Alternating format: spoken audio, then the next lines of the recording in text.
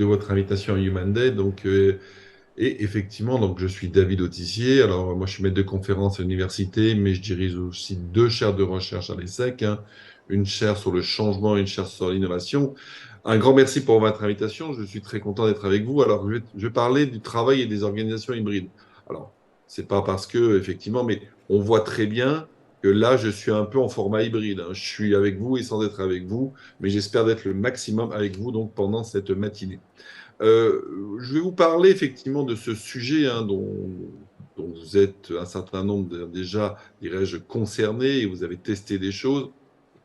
Nous, à l'ESSEC, hein, et dans la chaire ESSEC du changement que je dirige, on a, avec les entreprises avec lesquelles on travaille, on s'est tout de suite interrogé dès avril, hein, 2020, donc dès le tout début du confinement, hein, sur comment accompagner les organisations dans ces phases de confinement, de déconfinement, de tout ce que l'on a vécu donc pendant à peu près 2 ans avec des intensités différentes. Ce qui nous a permis d'être en logique de recherche-action, d'observation, et tout ça s'est matérialisé par 4 ouvrages, hein, dont le dernier s'appelle Les nouvelles organisations hybrides. Et donc, c'est ces recherches dont je vais vous parler et de quelques résultats que l'on a donc par rapport à ça. Et pour que cela soit bien ancré et très visuel, je vous propose de partager une présentation. Alors, on va vous la partager, mais en format hybride, hein, c'est comme le titre, hein. Je vais être incrusté dans le PowerPoint, hein.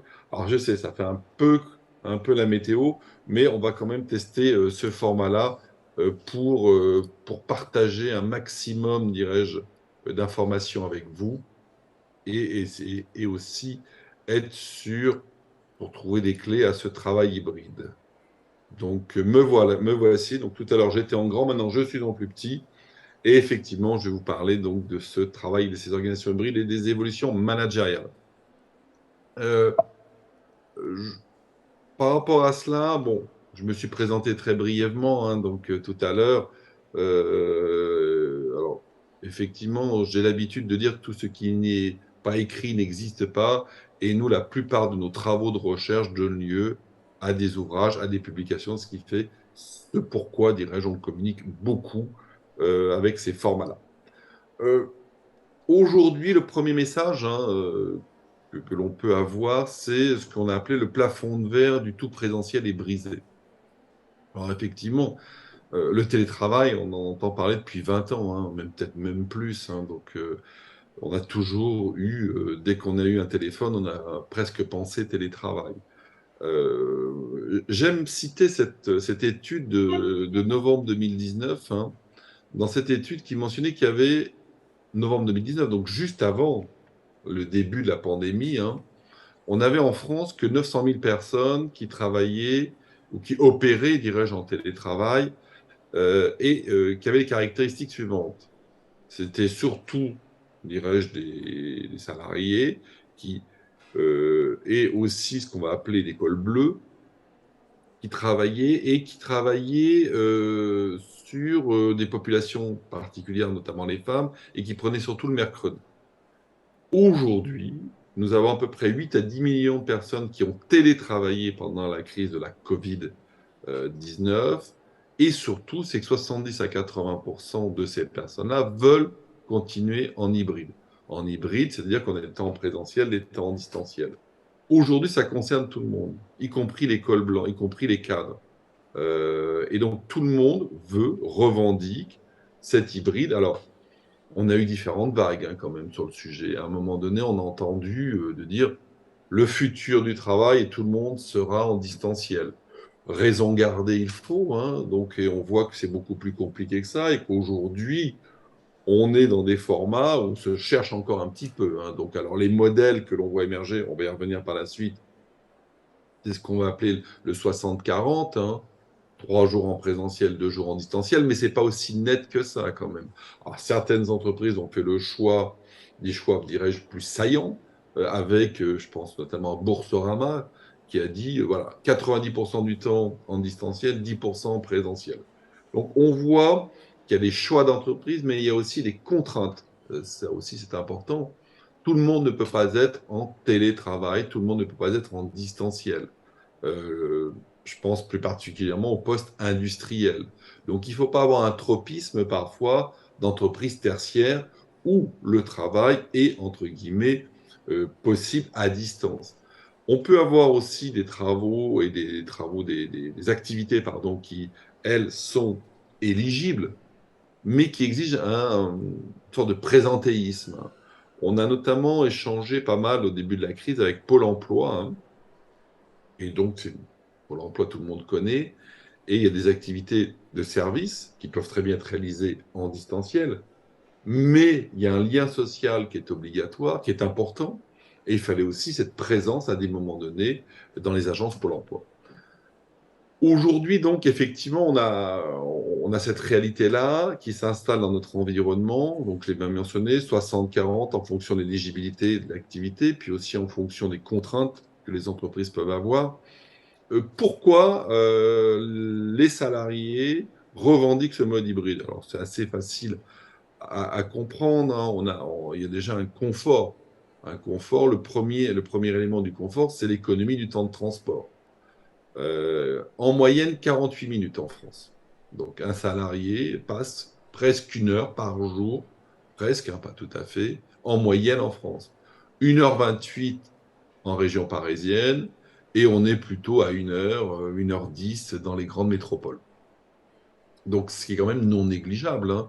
À la fin de la semaine, vous avez gagné une demi-journée. Donc, à la fin du mois, vous avez gagné, hein, donc effectivement 2 jours. À la fin de l'année, une vingtaine de jours, presque un mois. Donc, je prends une arithmétique un peu simple, hein, mais on voit que cela peut très vite conduire à des gains de temps. Alors, et puis, il y a aussi un gain, dirais-je, écologique, hein, donc, parce que il y a l'économie des temps de transport, il y a la non-utilisation de véhicules, etc.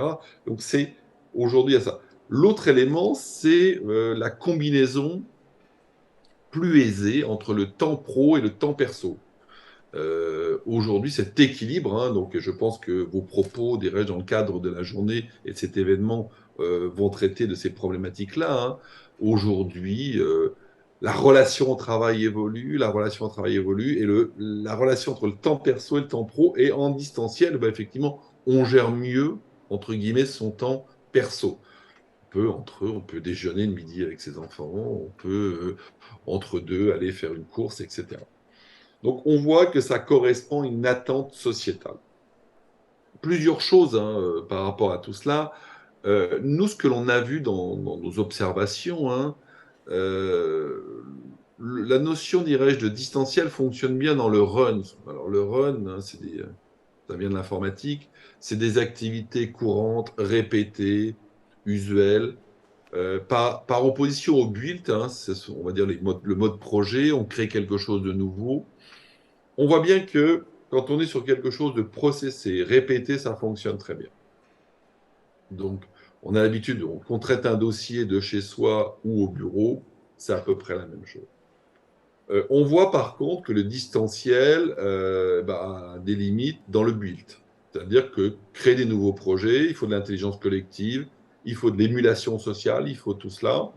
Et donc, on voit que les projets, d'ailleurs, pendant les périodes de confinement, les projets avaient pris quand même pas mal de retard. Donc, on voit que ça reprend aujourd'hui. Ce qui veut dire que quand les gens reviennent, on vient revenir après dans les organisations, quand les gens reviennent en présentiel, on a tendance à les faire travailler plutôt sur des projets, sur du collectif, sur du build, comme je l'ai mentionné. Il y a un élément intéressant.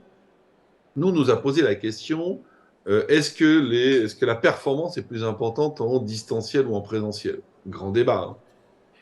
Alors, il y a quelques études, hein, donc, qui ont été faites sur ça. Alors, on s'est aperçu que quand les gens étaient en distanciel, il y avait un accroissement de production d'à peu près 5%. Ce qui n'est pas énorme, mais ce qui n'est pas non plus négligeable, hein.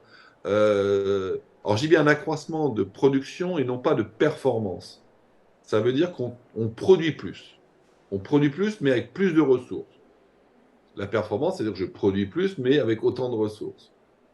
Et l'explication qui a été donnée à ce 5% en plus de production, c'était que les gens travaillaient un peu plus. Ah oui, effectivement, si le matin, vous avez 30 à 40 minutes de temps de transport et que d'un seul coup, vous ne les avez plus, peut-être que vous allez commencer 10 minutes plus tôt. Et donc, on s'est aperçu de ça, que les gens travaillaient un tout petit peu plus en étant en distanciel. Alors, tout ça, c'est intéressant parce qu'on a vu aussi quelque chose de clé, hein.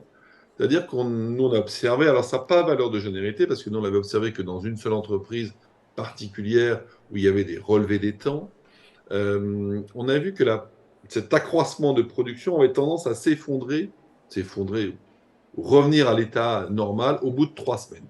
Alors ça, c'est intéressant, on s'est posé la question, pourquoi ces 3 semaines? Et là, je sais qu'un certain nombre d'entre vous dans la salle, hein, connaissent peut-être les travaux d'Anzieu et Micheli sur toute la théorie des groupes restreints, avec les liens forts, les liens lâches, etc., qui existent dans un groupe et qui créent la force du groupe. Ben, ces auteurs-là avaient dit il y a quelque temps, et puis d'autres auteurs également, un groupe, il faut le réactiver toutes les 3 semaines. Donc ça, c'est intéressant. C'est-à-dire que la notion de réactivation du groupe. Et ça, aujourd'hui, c'est important de veiller à cette notion de réactivation du groupe.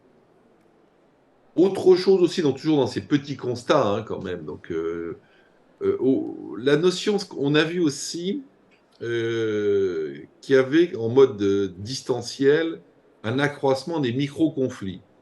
Qu'est-ce que c'est qu'un micro-conflit? Vous allez comprendre tout de suite et aisément. C'est le mail qu'on envoie à 21h le soir, un peu énervé, et on met tout le monde en copie. Ça vous est tous arrivé au moins une fois dans votre vie. On le regrette dès qu'on l'a envoyé, mais c'est comme ça. Euh, Ce qui veut dire que on s'est aperçu qu'il y avait un accroissement des micro-conflits parce qu'on n'avait plus d'ajustement mutuel et de solidarité de proximité. Alors ça, c'est intéressant, l'ajustement mutuel. L'ajustement mutuel, c'est, par exemple, des fois, je peux dire certaines choses à des personnes. Il y avait des vieux travaux d'Iri Barnes, qui était à l'INRIA, qui avait travaillé sur le mail à l'époque, je me souviens. Et il disait la chose suivante. On, on écrit un mail comme on parle, on lit un mail comme une lettre.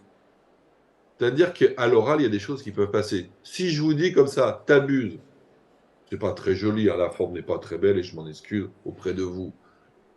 Ça peut passer. Si j'écris dans une lettre, t'abuses, et je mets tout le monde en copie, en général, ça se passe assez mal. Donc, on voit que là, parce que les gens ne sont pas ensemble, il n'y a plus cet ajustement mutuel avec l'informel qui va avec. Et l'autre élément que l'on a vu, c'est l'absence de solidarité de proximité. C'est aussi assez facile à comprendre, la solidarité de proximité. On est sur un plateau, à un moment donné, je ne sais pas faire quelque chose, je me retourne et je dis, ah bah tiens, est-ce que tu sais faire ça? Est-ce que tu peux m'aider? Alors je sais, vous allez tous me dire, nous avons des Teams, nous avons des Zoom, nous avons tous ces outils-là. Oui, mais tout ça, ça occasionne des coûts transactionnels, ce qu'on appelle. Il y a des auteurs, Williamson et Coase, qui avaient dit, une entreprise, bah, sa légitimité réside, entre autres, hein, parce qu'il y a l'économie des coûts de transaction. Ça veut dire que on ne va pas passer des contrats, on ne va pas se mettre à faire plein de choses à chaque fois qu'on doit faire quelque chose. Donc là, on voit qu'aujourd'hui, des fois, les personnes disent bah, je n'ai pas demandé parce qu'il fallait que j'ai créé un groupe sous Teams, il fallait que je fasse telle chose, etc. Donc aujourd'hui, on s'aperçoit que ce plafond de verre est brisé, mais globalement, alors, chose importante, hein, je prends un tout petit peu de temps, mais c'est important, on remet en cause quand même 200 ans d'organisation du travail, hein. C'est-à-dire que pendant la révolution industrielle et même avant, parce que en Angleterre, le principe des grandes organisations, unité de lieu, unité de temps, en mode commande-contrôle. C'est pas moi qui l'ai dit, c'est Weber. Donc, à un moment donné, on a regroupé, quand on est passé du stade artisanal au stade industriel, on a dit à des personnes de venir sur un même lieu de production parce qu'il y avait l'énergie et la matière, et on a organisé la présence sur le lieu. Et on a organisé la production, on a organisé la hiérarchie, tout cela. Donc, c'est pas neutre cela. Alors, j'irai pas dire d'un seul coup, maintenant, tout sera différent par rapport à avant. Et on voit aujourd'hui, il y a pas mal de débats sur le sujet. Vous avez peut-être vu Elon Musk qui a dit, vous me devez 40 heures en présentiel et le reste, on verra. Puis il y a eu d'autres manifestations de ce type-là. On voit qu'on est un peu dans un entre-deux entre eux, et la plupart des organisations se cherchent par rapport à cela. Donc c'était un petit peu pour planter le décor sur le sujet, hein, et vous faire part d'un certain nombre de choses que l'on a pu observer. Concrètement, aujourd'hui, les organisations Les démarches pour mettre en place l'hybride, hein, et je reviendrai après en conclusion aujourd'hui sur les autres chantiers qu'il y a par rapport à ça, ça se décompose en quatre grands thématiques, hein, quatre grands chantiers. Alors, j'ai surtout en développé trois, hein. Le premier, vous comprendrez aisément pourquoi je ne développe pas plus. Premier chantier, c'est les accords d'entreprise et les accords, alors, et surtout sur le sujet du télétravail. Alors, je sais, aujourd'hui, la plupart des accords ont été passés ou étaient déjà présents au préalable, hein. Donc, il y a des entreprises, hein, je pense par exemple à la Française des Jeux, avec laquelle nous avons beaucoup travaillé, qui avait effectivement mis en place son accord télétravail juste avant, donc en 2019. Donc, du coup, il s'est appliqué pleinement. Donc, ça fait partie, avec les partenaires sociaux, d'accords d'entreprise. Je vais laisser ça de côté, je vais plutôt m'intéresser aux trois autres chantiers. Le design d'organisation des équipes, c'est comment allons-nous organiser les équipes. Et derrière, c'est comment allons-nous organiser le travail. Ça, c'est un élément important. Ensuite, on a quel est l'impact que ça a sur le management. Alors moi, j'insiste aussi beaucoup sur les rituels de management. Comment sont modifiés les rituels aujourd'hui. Et puis, il y a aussi un autre point, c'est sur l'évolution des lieux de travail, donc les espaces de travail. Donc, je vais vous détailler ces trois points donc, par rapport à ça. Sur les organisations, alors j'en ai parlé présentiel, distanciel. Aujourd'hui, j'ai parlé de build et de run. Donc le build plutôt pour le présentiel et le run plutôt pour le distanciel. Encore faut-il que le travail soit pensé de cette manière-là. Ce qui veut dire qu'il faudrait qu'on ait d'un côté en disant voilà mes activités récurrentes répétées et ça je peux les faire de chez moi. Et puis je vais en socialisation, je vais en créativité, je vais en mode projet, je suis en présentiel. Donc ça, c'est pas toujours facile, hein. Et puis il y a des jobs hein, qui sont plutôt plus dans le run que dans le build. Donc du coup, et inversement. Donc aujourd'hui se pose la question, entre guillemets, de se dire, on a effectivement cette notion de découpage hein, des activités, d'organisation de l'activité, et puis d'organiser les présences. Plusieurs choses, tout à l'heure, je vous ai dit sur la réactivité des groupes toutes les 3 semaines. J'y reviendrai un tout petit peu avec les rituels de management, mais aujourd'hui, il est important aussi, build, run, mais aussi de dire il faut que les groupes se retrouvent selon une périodicité. La périodicité de 3 semaines est intéressante où tout le monde se retrouve. Donc ça, c'est pas inintéressant par rapport à ça. Aujourd'hui, autre élément, donc ça c'est le découpage par rapport au type d'activité que l'on a, ce qui nécessite une réflexion sur ce que l'on fait, ce qui nécessite une planification. Alors, on appelle ça le contrat d'équipe. Alors je pense à l'entreprise EDF qui a beaucoup travaillé sur la notion de contrat d'équipe dans le cadre de son projet TAMA qui est travaillé autrement et managé autrement. Euh, Nous, on a travaillé avec une entreprise hein, qui a dit on ne va pas organiser le travail en semaine. Parce que c'est vrai qu'on est tous habitués, hein, parce que depuis la structuration du temps avec le calendrier grégorien, hein, sur le jour, la semaine, le mois, l'année. On est comme ça, à peu près. Et là, on s'est aperçu que si vous organisez le travail toutes les semaines, il y a un risque, dirais-je, de dérive bureaucratique. C'est-à-dire que si on passe plus de temps, moi je dis toujours, si on passe plus de temps à organiser l'activité qu'à produire l'activité, c'est de la bureaucratie. Donc là se pose la question de se dire, bah, si toutes les semaines, moi, manager, je dois faire mon planning, savoir qui est là, comment, qui va être en but, en run, etc., on s'est aperçu que globalement, c'était plus utile et plus judicieux et plus performant d'organiser le travail sur 2 semaines sur des bases de 10 jours. Et de dire, sur 10 jours, on a des temps en présentiel, des temps en distanciel. Alors, je vais revenir aussi sur ce que je vais appeler le présentiel collectif. Il y a une petite répartition là que vous pouvez voir ici. Euh, Présentiel, je suis au bureau. Distanciel, je suis chez moi. Et puis, il y a du présentiel collectif. Alors ça, c'est intéressant. Le présentiel collectif, c'est que tous les membres de l'équipe sont présents. Alors aujourd'hui, la notion d'équipe, c'est relatif, hein. Vous allez me dire, une équipe, c'est une, deux, donc une. Si je suis tout seul, deux personnes, 50 personnes. On s'aperçoit que les collectifs aujourd'hui, nous les plus intéressants, c'est ce qu'on appellerait dans un certain nombre d'entreprises les services ou les départements à une trentaine de personnes. Et ce qui veut dire qu'il faut avoir là, dans le petit découpage qui est donné, de dire sur 10 jours, il faut que un collectif d'une trentaine de personnes qui correspond à un métier, une entité, bah, se retrouvent tous ensemble au moins 2 fois par jour. Alors aussi autre chose, pardon, 2 fois par jour, excusez-moi. 2 jours tous les 10 jours. Et surtout, 2 jours en continu. Parce que si vous faites 2 fois une journée, c'est pas la même chose. On connaît tous hein, le syndrome du retour de vacances. Hein. Ce que j'appelle le syndrome du retour de vacances, c'est qu'on arrive le lundi matin à 9 heures après 3 semaines de vacances, ou 2 semaines, ou une semaine, comme vous voulez. Ah, on va peut-être passer un peu de temps à la machine à café pour discuter, ce qu'on appelle le tuilage organisationnel. Il faut un temps de recouvrement. Donc aujourd'hui, 8 run plutôt sur 2 semaines, c'est ce que l'on a dans l'organisation, dirais-je, du travail. En lien avec ça, le management. Alors là, c'est quand même quelque chose de clé. Euh, Premièrement, il y a quand même une grande évolution. C'est on passe d'un contrôle par les moyens à un contrôle par les résultats. C'est-à-dire, quand je disais tout à l'heure, hein, donc unité de lieu, unité de temps. Tout le monde vient au bureau de 9 heures à 17 heures. Unité de lieu, unité de temps, c'est une forme de contrôle. Là, je ne sais pas où sont les gens.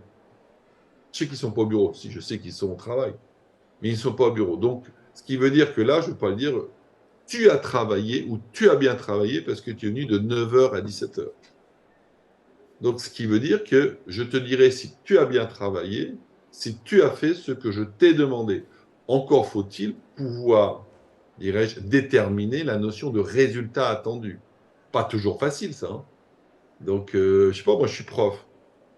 Est-ce que le résultat attendu, c'est faire 1 heure de cours ou c'est faire 1 heure de cours de qualité, de telle manière que tout le monde ait compris, soit motivé. Le ait compris et soit motivé n'est pas toujours évident à évaluer. Donc, on a passage d'un contrôle par les moyens, contrôle par les résultats.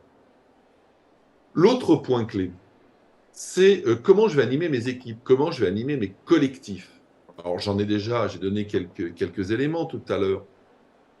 J'ai dit qu'il faut être capable d'avoir 2 jours de présentiel collectif, être capable de regrouper son équipe ou des collectifs plus importants toutes les 3 semaines, etc. On a travaillé avec la BNP, hein, avec BNP Paribas, sur un MOOC, hein, sur des nouveaux rituels de management. On avait fait ce petit schéma en disant aujourd'hui, on a de nouveaux rituels de management. Ce qui est important dans ce mode hybride présentiel-distanciel pour garantir l'intégrité et la force d'une équipe, il y a déjà ce qu'on va appeler des small talk en bon français, des temps de communication courts, qu'on avait mobilisés pendant les confinements, où parfois les managers s'adressaient tous les jours, tous les 2 jours, tous les 3 jours à leurs collaborateurs en disant voilà ce qui se passe, voilà ce qui est. De 20 minutes maximum. Voilà les points importants pour l'entreprise, vos remontées et ce qui est un sujet particulier à traiter. Donc, cette notion de small talk, moi, manager avec mon équipe, je dois organiser ça à peu près au moins 1 fois par semaine. On se rend compte que la plupart des entreprises disent ça fait partie des bonnes pratiques qu'on a eues de la gestion de la crise de la Covid-19.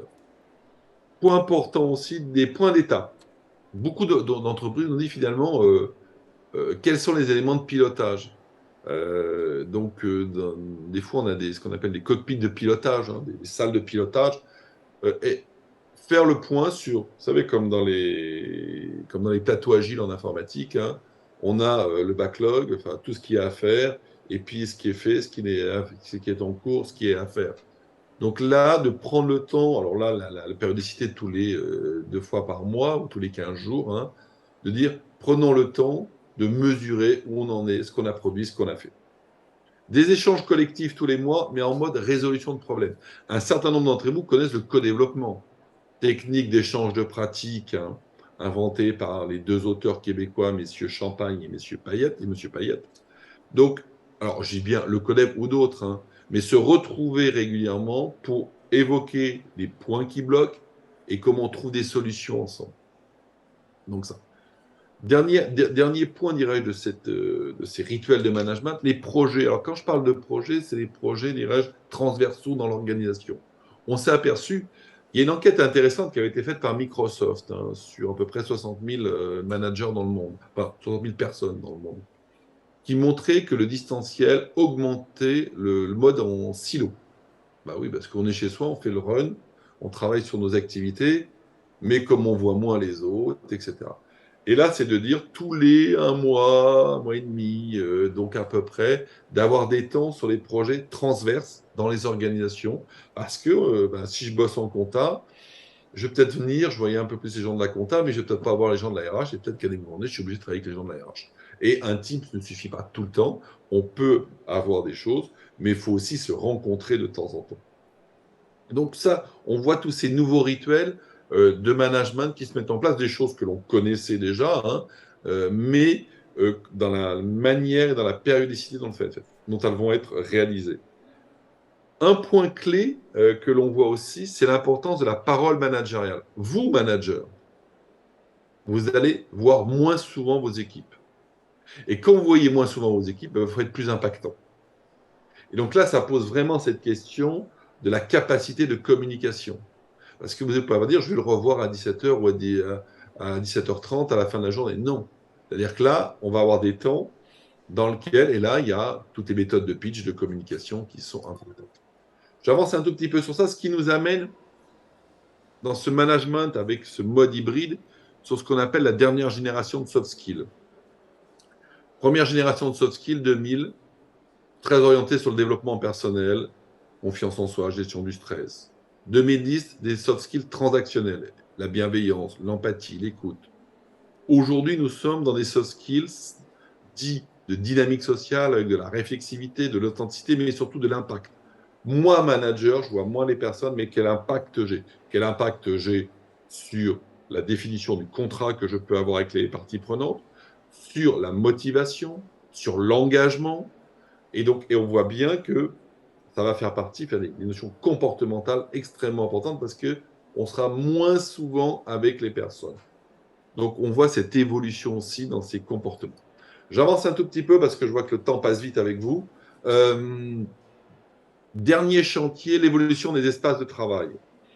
Ah oui, aujourd'hui, alors bien sûr, hein, la plupart des entreprises étaient passées en open space, en flex office. Intéressant, les coefficients de flex office étaient souvent calculés sur du tout présentiel. Quand on disait on a un coefficient à 0,7, on était sur du tout présentiel. Aujourd'hui, si vous dites à un moment donné on a du 60-40, on est à 60% présentiel, donc ça pose la question.